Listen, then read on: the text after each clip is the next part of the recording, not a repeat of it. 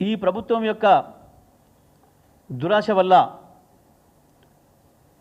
వాళ్ళ భూముల్ని ఆస్తుల్ని కోల్పోతున్న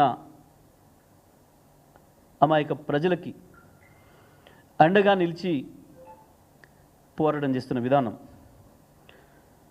కేవలం తెలంగాణ ఆంధ్రప్రదేశ్లోనే కాదు, జాతీయంగా అంతర్జాతీయంగా కేటీఆర్ గారికి వస్తున్న మద్దతు, వీటిని దృష్టిలో పెట్టుకొని ఈర్ష్యతోని ఒక కుట్రపూరితమైన ప్రచారానికి పూనుకొని దుర్మార్గమైన దాడి చేస్తూ ఉన్నారు. ఈ విచారణ పేరు మీద, ఆ విచారణ పేరు మీద. ఇది కేవలం ఒక రేవంత్ రెడ్డిది కాదు. రేవంత్ రెడ్డి ఆఫ్టర్ ఆల్ ఒక టూల్, బీజేపీ, తెలుగుదేశం, చంద్రబాబు చేతుల్లో ఒక టూల్ మాత్రమే. చంద్రబాబు తన ఆటలు తెలంగాణలో సాగవని, బీజేపీ పేరు మీద కూడా తెలంగాణలో ప్రజలు మద్దతు ఇస్తలేరని, పథకం ప్రకారమే రేవంత్ రెడ్డిని కాంగ్రెస్లోకి పంపించి ఇక్కడ ఒక కీలుబొమ్మలాగా ఆడిస్తున్నారు. పేరుకు కాంగ్రెస్లో ఉన్న రేవంత్ కేవలం మోడీ, చంద్రబాబుల చేతిలో కీలుబొమ్మ మాత్రమే.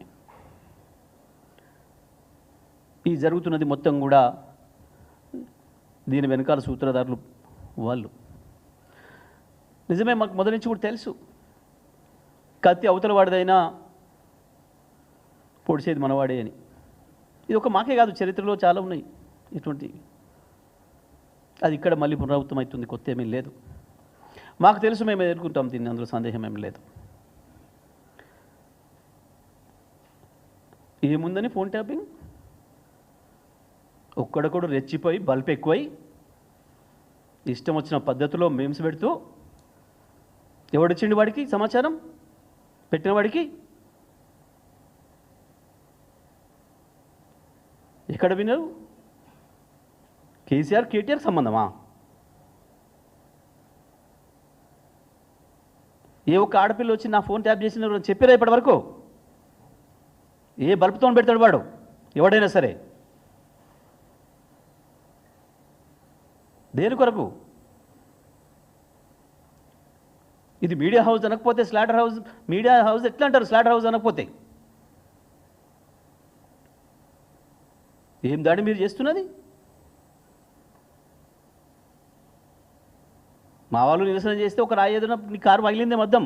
కానీ మీరు చేస్తున్న దుర్మార్గంతో ఎన్ని లక్షల హృదయాల్ని గాయపరుస్తున్నారు, ఎన్ని కుటుంబాలను ఆత్మక్షోభకు గురి చేస్తున్నారు. ఇవాళ లక్షలాది మంది మా ఆడబిడ్డలు ఏడుస్తున్నారు ఇళ్లలో. ఏంది ఈ దుర్మార్గం, ఎందుకు మాట్లాడతలేరు మీరు అని మమ్మల్ని అడుగుతున్నారు.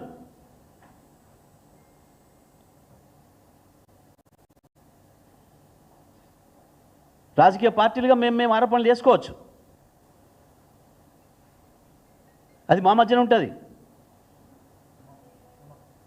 మీడియా హౌస్ పేరు మీద పర్మిషన్ తీసుకొని స్లాటర్ హౌస్ నడిపి మీకు ఎవడిచ్చిండి ఇది?